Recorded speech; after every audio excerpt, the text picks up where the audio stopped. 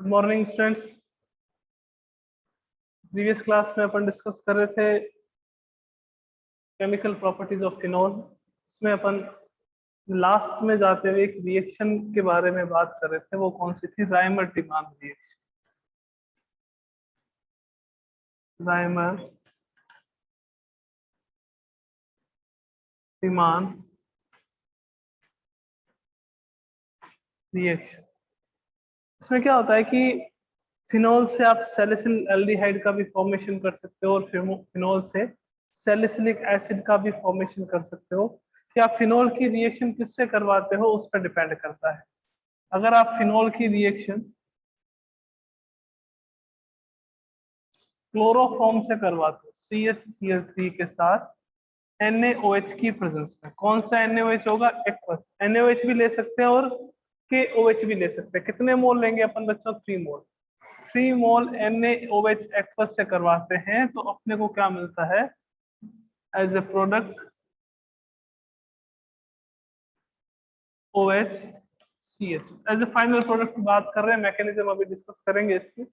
और अगर यही आप रिएक्शन CCl4 के साथ 4KOH की 4KOH कौन सा एक्वस लेंगे अगर, तो किसका फॉर्मेशन होगा?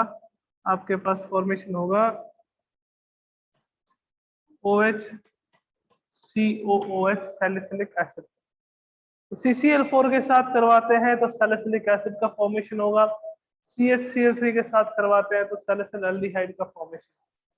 जब बात करते हैं कि रिएक्शन होती कैसे, मैकेनिज्म देख लेते हैं। मैकेनिज्म अगर अपन अच्छे से समझेंगे तो अपने को पता चलेगा कि कैसे ये जो है वो CHO ग्रुप आपके पास प्रेजेंट हो गया ऑर्थो क्वेश्चन पे, कैसे सैलिसिल एल्डिहाइड का फॉर्मेशन हो गया यहाँ पे, है ना। तो आइए डिस्कस करते हैं इसकी मैकेनिज्म।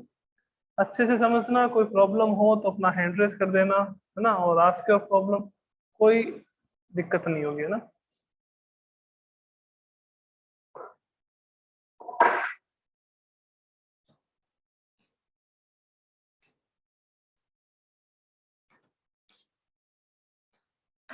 मैकेनिज्म की बात करते हैं। आप किसके साथ रिएक्शन करवा रहे हो फिनॉल की? यहाँ पे CHCl3 मींस क्लोरोफॉर्म के साथ करवा रहे हो। किसकी प्रेजेंस में करवा रहे हो? बेस की प्रेजेंस में, एक्वस NaOH या एक्वस KOH की प्रेजेंस में अपन इसको रिएक्शन करवा रहे हो।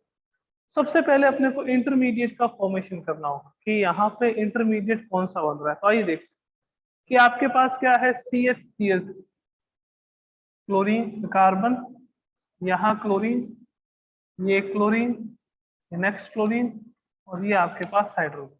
ओके, अब अपने को ये तो पता है कि दैट इलेक्ट्रोनेगेटिविटी क्लोरीन की ज्यादा होती है किससे? कार्बन से। और हाइड्रोजन की कम होती है किससे? कार्बन से। इसकी रिएक्शन अगर आप करवाते हो OH माइनस से, आप या फिर ले लीजिए NaOH से, या फिर OH माइनस भी लिख सकते हो। तो ये जो हाइड्रोजन है ये इसके साथ चला जाएगा और किसका फॉर्मेशन होगा आपके पास? CCl3 माइनस का। CCl3 माइनस का यूं कहते हैं कि भैया कार्बन के ऊपर नेगेटिव चार्ज है। फिर क्या मिलेगा? एक क्लोराइड आयन बाहर निकलेगा, प्लस अपने पास क्या आ जाएगा? CCl2। CCl2 ये क्या मिला आपके पास? आपका इंटरमीडिएट। इस इंटरमीडिएट को क्या कहते हैं शायद आपको पता हो। अपन ने 11th में इस बारे में डिस्कस करा था। कितने टाइप के इंटरमीडिएट देखे थे? देखो, कार्ब कैटायन देखा था कि अगर कार्बन के ऊपर पॉजिटिव चार्ज, कार्ब एनायन देखा था अगर कार्बन के ऊपर नेगेटिव चार्ज, कार्बन के ऊपर अगर एक फ्री इलेक्ट्रॉन हो तो उसको अपन ने कहा था फ्री रेडिकल। यहाँ पे क्या है? कार्बन के पास एक लोन पेयर ऑफ इलेक्ट्रॉन है और 2 बॉन्ड पेयर ऑफ इलेक्ट्रॉन है। कैसे सर? तो देखो इसकी स्ट्रक्चर क्या आएगी, CCl और यहाँ पे फ्री रेडिकल, यहाँ पे सॉरी फ्री इलेक्ट्रॉन्स।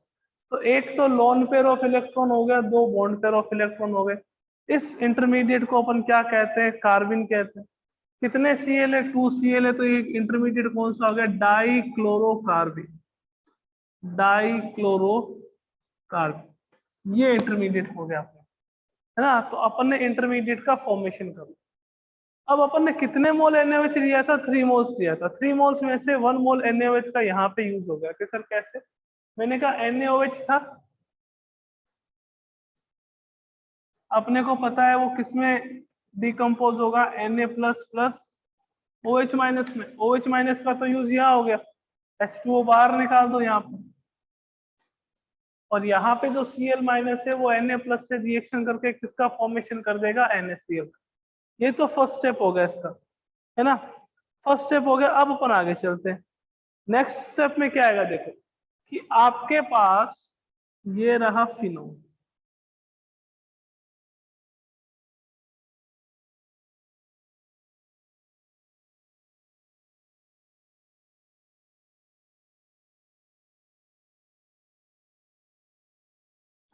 OH, है ना। ये रहा अपने पास फिनोल। फिनोल की स्टेबल फॉर्म कौन सी होती है बच्चों, वो होती है फिनोक्साइड।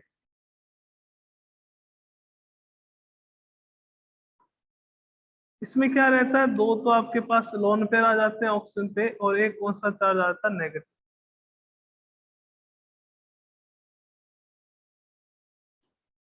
अब अगर आप इसमें रेजोनेंस करवाते हो, ये नेगेटिव चार्ज अगर यहाँ आएगा तो ये आपके पास बॉन्ड के इलेक्ट्रॉन कहाँ आ जाएंगे, इस कार्बन। और बॉन्ड के इलेक्ट्रॉन अगर इस कार्बन पे आ जाते हैं तो क्या होगा, देखो यहाँ आपके पास डबल बॉन्ड, यहाँ आपके पास डबल बॉन्ड, यहाँ आपके पास क्या आ गया, O, है ना। और यहाँ पे ऑक्सीजन पे क्या है, लोन पेयर ऑफ इलेक्ट्रॉन। और जो यहाँ पे नेगेटिव चार्ज आ रहा है, यहाँ पे क्या होगा, ये CCl2, और यहाँ पे ये क्या आ जाएगा आपके पास, कि सर यहाँ वाला नेगेटिव चार्ज वो इसका, कि सर अब क्या होगा, अब आपके पास देखो ये जो हाइड्रोजन के साथ बॉन्ड के इलेक्ट्रॉन है ये वापस अंदर की तरफ जाएंगे, ये जो आपके पास डबल बॉन्ड के इलेक्ट्रॉन है वापस ऑक्सीजन पे जाएंगे। तो क्या मिलेगा अपने को, तो अपने को मिलेगा देखो ये बेंजीन रिंग,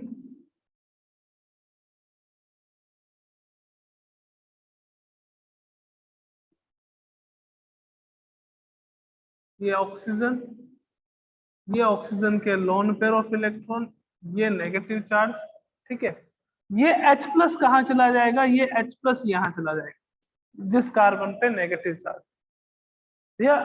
इसके कार्बन और हाइड्रोजन के बीच में बॉन्ड का फॉर्मेशन हो रहा था, हाइड्रोजन के इलेक्ट्रॉन यहाँ आ गए तो हाइड्रोजन पे कौन सा चार्ज आ गया, पॉजिटिव। ये पॉजिटिव चार्ज कहाँ आ गया, इस पे, तो अपन इसको कैसे लिखेंगे, CH Cl।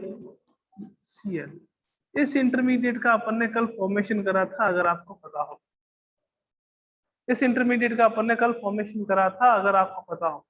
अब देखो यहाँ पे इस कार्बन पे दो हेलोजन बॉन्डेड, ये हेलोजन एक, ये हेलोजन एक, है ना, दो हेलोजन बॉन्डेड है। अब इसके रिएक्शन अपन किससे कराएंगे, 2 मोल ऑफ एक्वस NaOH। और एक्वस NaOH या एक्वस KOH का क्या फंक्शन होता है कि वो आपके पास सब्स्टिट्यूट कर देते हैं किसको, Cl को, और Cl की जगह पे कौन आ जाएगा आपके पास, OH आ जाएगा। तो नेक्स्ट आपके पास स्ट्रक्चर कैसी आ जाएगी,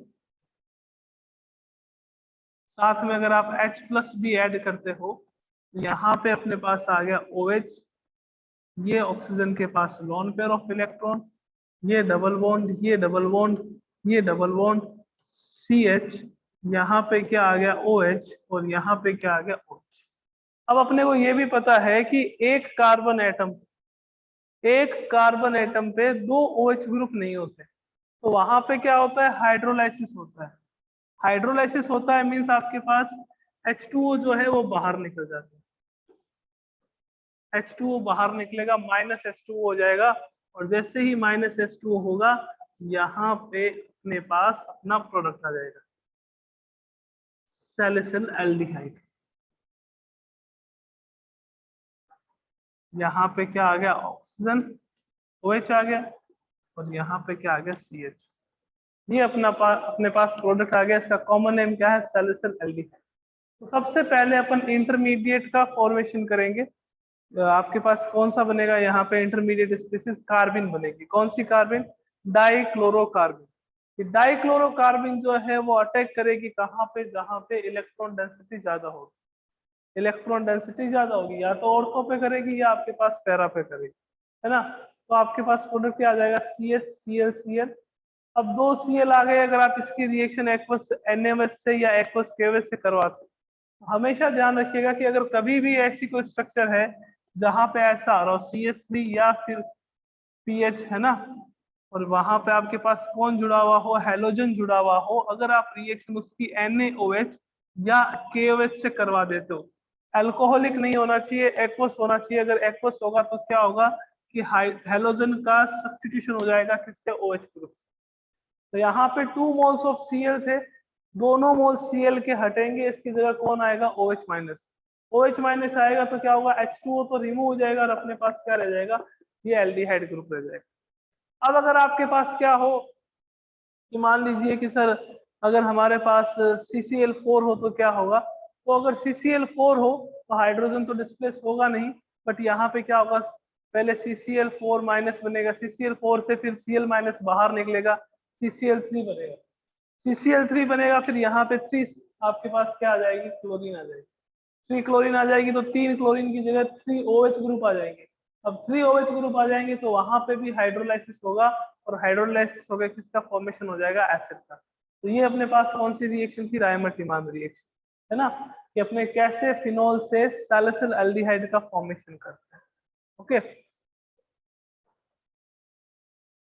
ज्यादा इंपॉर्टेंट है।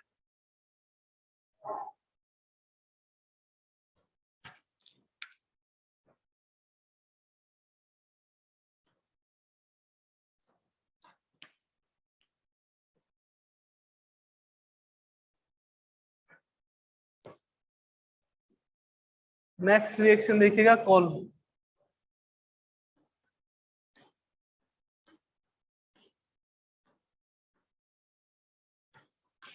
कोल्बे रिएक्शन, कोल्बे रिएक्शन जो है, इससे भी अपन क्या करते हैं, सैलिसिलिक एसिड का फॉर्मेशन करते हैं, सैलिसिलिक एसिड का फॉर्मेशन करते हैं।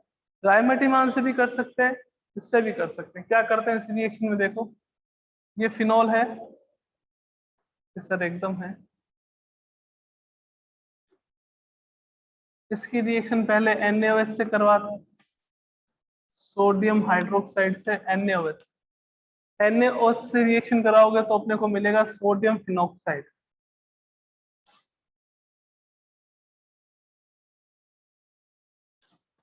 It is known as sodium phenoxide. इस सोडियम फिनॉक्साइड की रिएक्शन अपन करवाते हैं CO2 से।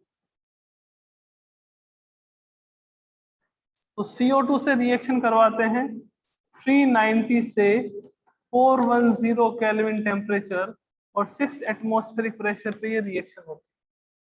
ओके, तो उससे क्या मिलेगा अपने को, उससे मिलेगा सैलिसाइलिक एसिड, सैलिसाइलिक एसिड का फॉर्मेशन, OH COOH। ये सर ऐसे कैसे, COOH, ये सैलिसाइलिक एसिड का फॉर्मेशन होगा। अब बात करें इसके मैकेनिज्म की, कि सर मैकेनिज्म कैसे होता है। देखो जो मैकेनिज्म इंपॉर्टेंट होगी वो सारी अपन डिस्कस करेंगे, कि कोई रिएक्शन कौन सी मैकेनिज्म से कंप्लीट होगी, कैसे इलेक्ट्रॉन का ट्रांसफर होगा, कौन अटैक करेगा, ये सब चीजें अपन डिस्कस करेंगे, है ना। अब देखिएगा फिनोल है ये,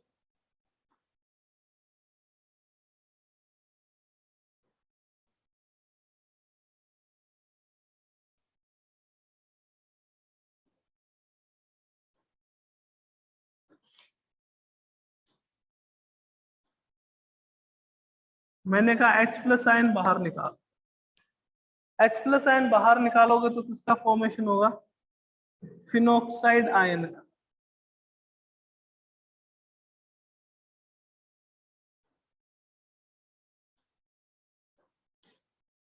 सॉरी, यहाँ नेगेटिव, फिनोक्साइड आयन का फॉर्मेशन। ओके, अब आप यहाँ रेजोनेंस कराओगे तो रेजोनेंस करवाने पर क्या होगा कि रेजोनेंस जैसे ही कराओगे यहाँ पे नेगेटिव चार्ज आएगा। तो सर उससे क्या मतलब नेगेटिव चार्ज से अपने को, तो देखो O double bond C double bond, आपको शायद पता हो कि CO2 जो है वो एज ए इलेक्ट्रोफाइल एक्ट करता है, कि सर कैसे, मैंने कहा कार्बन और ऑक्सीजन के इलेक्ट्रोनेगेटिविटी डिफरेंस होता है कि एकदम होता है। बॉन्ड के इलेक्ट्रॉन कहाँ चले जाएंगे, ऑक्सीजन की तरफ, तो यहाँ कौन सा चार्ज आएगा, नेगेटिव, यहाँ कौन सा चार्ज आएगा, पॉजिटिव। यहाँ कौन सा चार्ज आ गया आपके पास नेगेटिव, यहाँ कौन सा चार्ज आ गया आपके पास पॉजिटिव, तो पॉजिटिव चार्ज आ गया तो ये अटैक कहाँ करेगा, ये अटैक करेगा यहाँ आउटपुट पोजीशन। सर यहाँ क्यों अटैक करा, तो यहाँ अटैक इसके कारण से करेगा बिकॉज यहाँ जब रेजोनेंस होता है तो कौन सा चार्ज आ जाता है, नेगेटिव चार्ज आता है ना। तो CO2 का ये O double bond C double bond O, CO2 जो है वो लेविस एसिड की जैसे एक्ट करती है, यूं कह सकते हैं अपन कि CO2 जो है वो एक इलेक्ट्रोफाइल होता है। जितने भी लेविस एसिड है वो सारे के सारे इलेक्ट्रोफाइल है, ये आपको पता होगा कि सर लेविस एसिड क्या होता है। लेविस एसिड मीन्स कि वो एसिड या वो कंपाउंड या वो स्पीसीज जो इलेक्ट्रॉन को एक्सेप्ट करती है, लोन पेयर ऑफ इलेक्ट्रॉन को एक्सेप्ट करती है, उसको अपन क्या कहते हैं, लेविस एसिड कहते हैं। जितने भी लेविस एसिड है वो सारे के सारे क्या होते हैं आपके पास, इलेक्ट्रोफाइल होते हैं। न्यूक्लियोफाइल कौन होता है, जो लेविस बेस होंगे। लेविस बेस मीन्स जिसपे नेगेटिव चार्ज हो, जो इलेक्ट्रॉन डोनेट करता है। जो इलेक्ट्रॉन डोनेट करता है मीन्स उसके पास पहले से इलेक्ट्रॉन है, और पहले से इलेक्ट्रॉन है मीन्स वो आपके पास क्या होगा, वो न्यूक्लियोफाइल होगा। ये आपके पास क्या होगा, इलेक्ट्रोफाइल। बिकॉज इलेक्ट्रोनेगेटिविटी किसकी ज्यादा, ऑक्सीजन की। बॉन्ड के इलेक्ट्रॉन कहाँ ट्रांसफर होंगे, ऑक्सीजन पे। यहाँ पे नेगेटिव चार्ज आएगा, यहाँ पे पॉजिटिव चार्ज आएगा, तो ये पॉजिटिव चार्ज से कार्बन जो है वो यहाँ अटैक करेगा, तो आपके पास क्या मिल जाएगा, ये प्रोडक्ट आ जाएगा।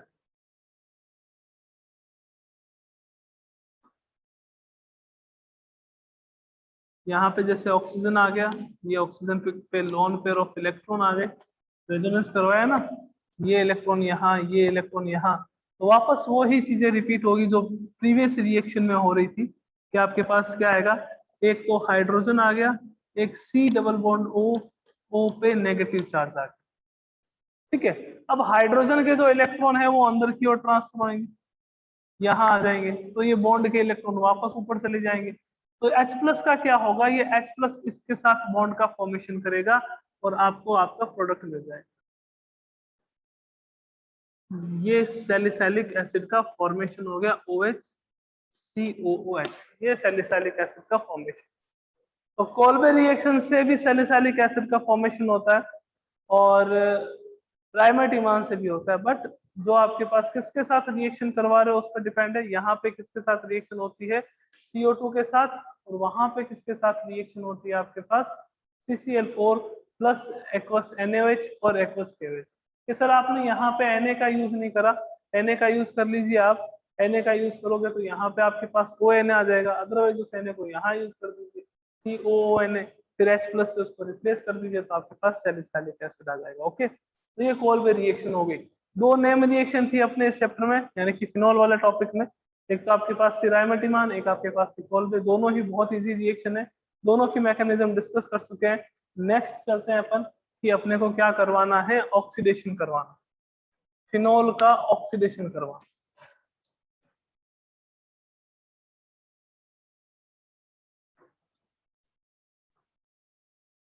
फिनॉल का ऑक्सीडेशन, और फिनॉल की रिएक्शन करवानी है किसके साथ, जिंक के साथ। नेक्स्ट रिएक्शन आएगी अपने पास, फिफ्थ रिएक्शन है, रिएक्शन विद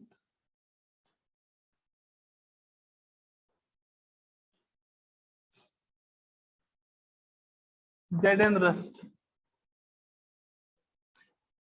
जिंक के साथ रिएक्शन करवाना, रिडक्शन कर देता है जिंक से। जिंक के प्रेजेंस में अगर फिनॉल का रिएक्शन करवाते हो, तो यहाँ पे क्या होता है, रिडक्शन। और रिडक्शन से किसका फॉर्मेशन हो जाएगा आपके पास, बेंजीन का। ये OH प्लस आपके पास क्या आ गया, जिंक, उससे किसका फॉर्मेशन होगा, उससे फॉर्मेशन होगा बेंजीन का, प्लस अपने पास क्या मिल जाएगा अपने को, जिंक ऑक्साइड Zn।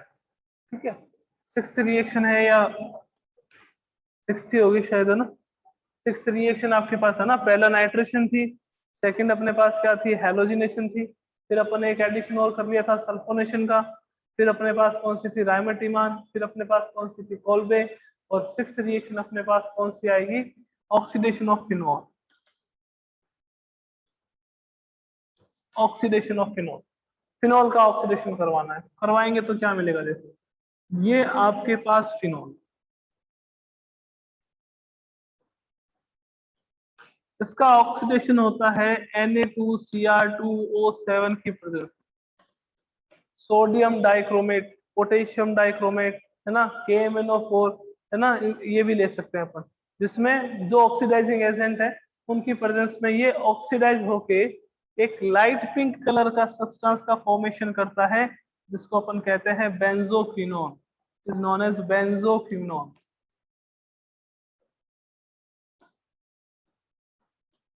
बेंजोक्विनोन का फॉर्मेशन, ये अपने पास फिनोल की जो केमिकल प्रॉपर्टीज है वो खत्म हो गई, जो अपने सिलेबस में है, जो एनसीईआरटी में है वो कंप्लीट हो गई। ऑक्सीडेशन किसकी प्रेजेंस में होगा? Na2Cr2O7 सोडियम डाइक्रोमेट की प्रेजेंस में, KMnO4 की प्रेजेंस में किसका फॉर्मेशन करेगा? बेंजोक्विनोन का। जिंक के साथ रिएक्शन करवाते हो तो क्या हो जाता है? रिडक्शन। तो रिडक्शन हो जाएगा तो किसका फॉर्मेशन करेगा? वापस से बेंजीन का। सब रिएक्शन को दिमाग में रखना है हमेशा, बिकॉज जितने भी टाइप के कन्वर्जन है, आप ये सोच रहे हो कि सर इस बार तो ऑब्जेक्टिव पैटर्न है हमारा, जो टर्म 1 है उसमें रिएक्शन से क्या होगा, तो देखो बच्चों रिएक्शंस कैसे आएगी? कन्वर्जन के बेसिस पे आती है। ABCD आइडेंटिफाई डी, है ना। कोई एक पर्टिकुलर रिएक्शन दे देंगे, रिएजेंट दे देंगे, है ना। कोई आपके पास कंपाउंड देगा, जैसे अल्कोहल दे दिया, जैसे हैलाइड दे दिया, जैसे फिनॉल दे दिया, और बीच में आपको रिएजेंट गिवन होंगे कि ये रिएजेंट है तो ए बना, ये रिएजेंट है तो बी का फॉर्मेशन हुआ, ये रिएजेंट है तो सी का फॉर्मेशन हुआ, ये रिएजेंट है तो डी का फॉर्मेशन हुआ। देन आइडेंटिफाई ABCD और identify D means last product. अगर आपके पास ऐसा भी आता है कि आइडेंटिफाई डी, तो भी आपको A B C तीनों को आइडेंटिफाई करना होगा ना। इसके लिए कहता हूँ कि आप थोड़ा एनसीईआरटी करें। 2 चैप्टर, सेकंड चैप्टर ऑर्गेनिक का चल रहा है अपना, जितनी जल्दी हो सके एनसीईआरटी के जो कन्वर्जन है उसको कंप्लीट करें, जो भी डाउट हो मेरे से पूछें, है ना। तो ये फिनॉल कंप्लीट हुआ, और इस चैप्टर का लास्ट टॉपिक रहता है ईथर। एल्कोहल कंप्लीट कर लिया अपन ने, फिनॉल कंप्लीट कर लिया, अब अपन डिस्कस करेंगे किस पे? ईथर।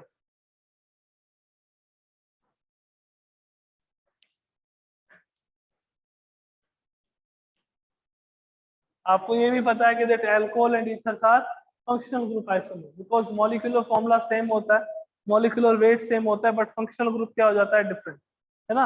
ऑक्सीजन अपने को पता है डाइवेलेंट है, डाइवेलेंट है, अगर दोनों पे आपके पास एल्काइल ग्रुप बॉन्डेड हो तो उसको अपन क्या कहते हैं? ईथर कहते हैं। और ऑक्सीजन की एक वैलेंसी पे हाइड्रोजन और एक पे एल्काइल ग्रुप होते हैं, अपन उसको क्या कहेंगे? अल्कोहल कहेंगे। तो अल्कोहल और ether both are the functional group isomer, है ना, because molecular formula same, molecular weight same, difference जो रहता है वो किसका रहता है? Functional group. आइए अपन डिस्कस करते हैं ईथर पे। मेथड ऑफ फॉर्मेशन देखेंगे, इसकी मैकेनिज्म जो रिक्वायरमेंट है वो भी देखेंगे। मतलब अल्कोहल और फिनॉल से काफी छोटा है, काफी छोटा, है ना। मीन्स कल की क्लास तक ये अपना जो चैप्टर है अल्कोहल फिनॉल ईथर वो कंप्लीट हो जाएगा, है ना। ईथर की बात करते हैं। ईथर है क्या? ईथर मीन्स क्या होगा कि ऑक्सीजन की आपके पास दो वैलेंसी होती है, दोनों वैलेंसी पे अगर आपके पास एल्काइल ग्रुप हो तो उसको अपन क्या कहते हैं? ईथर कहते हैं। ईथर की अगर IUPAC नेमिंग की बात करें और चाहे कॉमन नेमिंग की बात करें,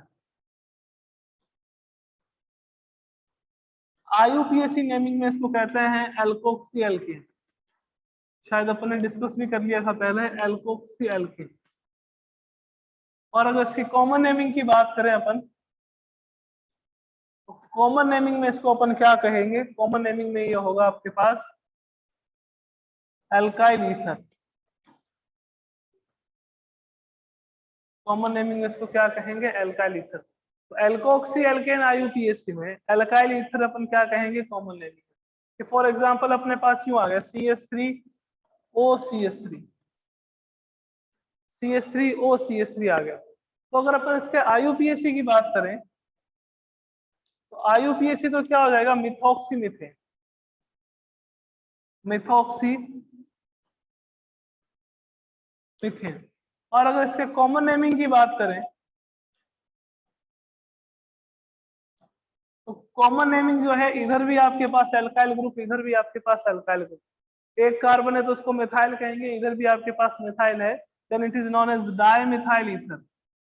it is known as dimethyl ether, ये इसका कॉमन नेम हो जाएगा। कि सर अगर दोनों तरफ नंबर ऑफ कार्बन डिफरेंट हो तो क्या करना?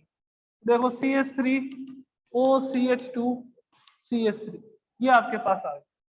तो सर अब क्या करेंगे? इथोक्सी मिथेन कहेंगे या मिथोक्सी इथेन कहेंगे? अगर आपके पास एसिमेट्रिकल ईथर हो, एसिमेट्रिकल का मीनिंग क्या हो गया? कि दैट एल्काइल ग्रुप डिफरेंट हो, ऑक्सीजन से जो बॉन्डेड है दोनों साइड एल्काइल ग्रुप वो डिफरेंट हो। यहाँ पे नंबर ऑफ कार्बन आइटम्स कितने हैं? 2, यहाँ पे नंबर ऑफ कार्बन आइटम्स कितने हैं? 1। तो अगर ये डिफरेंट हो तो क्या करना है आपने? तो अगर ये डिफरेंट हो जाता है तो अपने क्या करेंगे कि जहां पर नंबर ऑफ कार्बन कम है उसको ऑक्सीजन के साथ लेंगे। अब नंबर ऑफ कार्बन इस साइड कम है तो उसको क्या कहेंगे, methoxy ethane, is known as methoxy ethane. ये कौन सा नोमेनक्लेचर है, IUPAC, methoxy ethane. Sir common naming क्या होगा, तो देखो ये ऑक्सीजन है, इस साइड अपने पास क्या है कि सर इथाइल है, इस साइड अपने पास क्या है, मिथाइल। तो सर पहले किसको लिखेंगे, जिसमें नंबर ऑफ कार्बन एटम कम है उसको लिखेंगे, नहीं। अब अल्फाबेटिकली बात करेंगे, ई पहले आता है कि एन पहले आता है, कि सर ई पहले आता है। ई पहले आता है तो अपन क्या करेंगे, इसको ethyl methyl ether. Ethyl methyl ether is the common naming of this compound and methoxyethane is the IUPAC naming of this compound. तो IUPAC के लिए एल्कोक्सी एल्केन है ना, एल्कोक्सी एल्केन।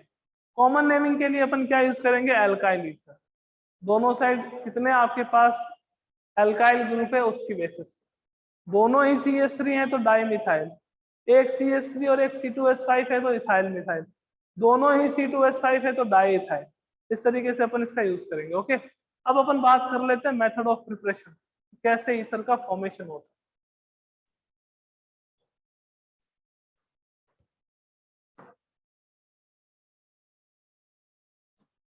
है, कैसे ईथर का फॉर्मेशन करते हैं वो चेक कर लेते हैं।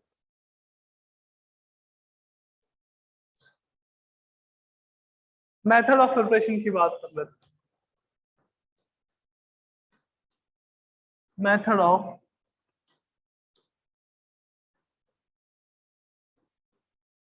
प्रिपरेशन कैसे करते, तो सबसे पहले अपन अल्कोहल से ही करेंगे। मैंने आपको जब अपन अल्कोहल के केमिकल रिएक्शंस कर रहे थे तो मैंने आपको बताया कि अगर आप अल्कोहल का क्या करवाते हो, डिहाइड्रेशन करवाते हो in the presence of concentrate H2SO4 at a particular temperature. Means अगर 443 केल्विन टेम्परेचर पे डिहाइड्रेशन करवाते हो then we get alkene as a product.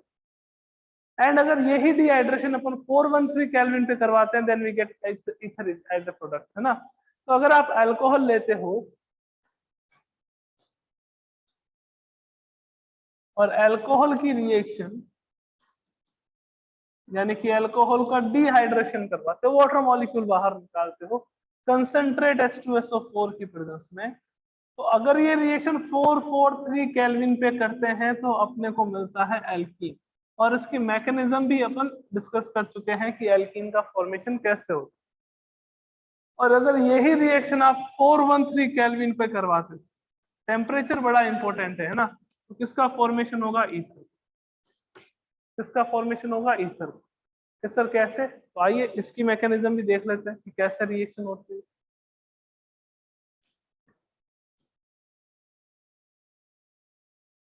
आपके पास 2C2H5OH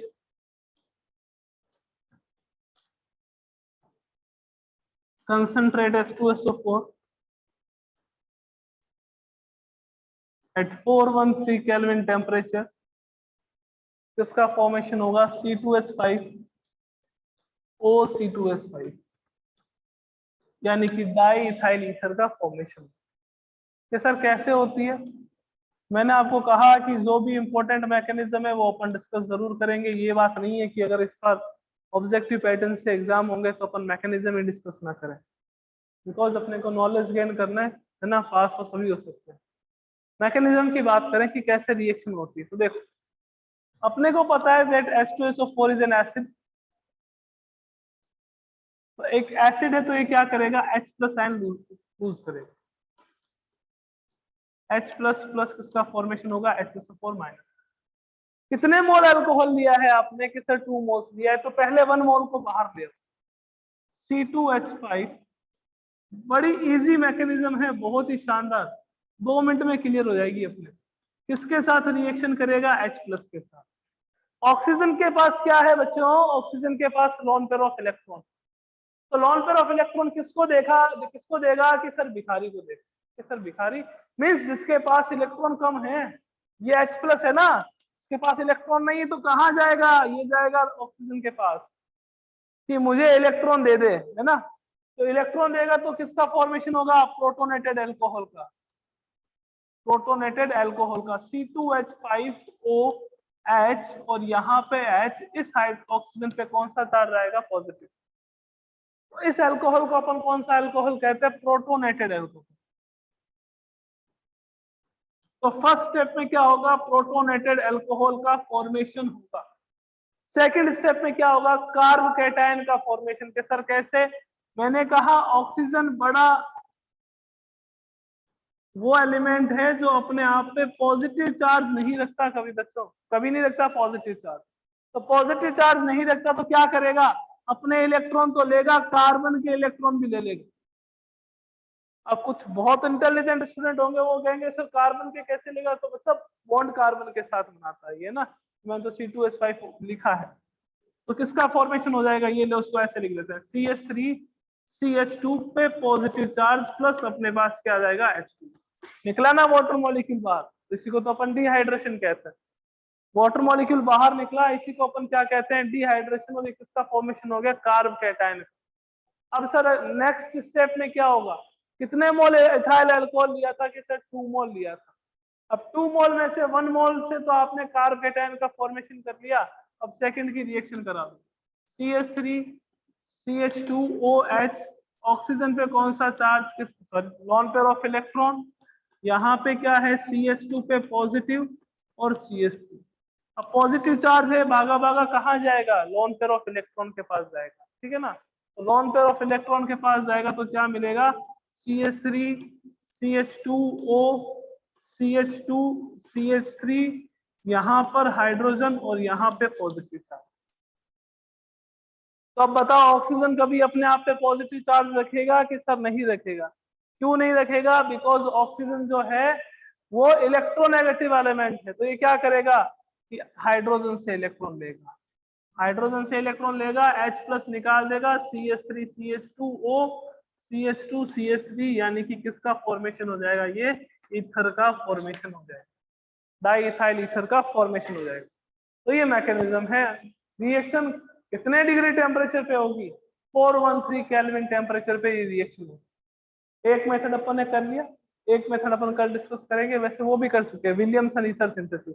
बट उसमें कुछ इंपॉर्टेंट बातें बताऊंगा मैं आपको विलियमसन ईथर सिंथेसिस में, और उसके बाद chemical properties of ether discuss करके इस चैप्टर को बाइंड अप कर देंगे। ओके बच्चों, तो मिलते हैं कल की क्लास में। Thank you so much.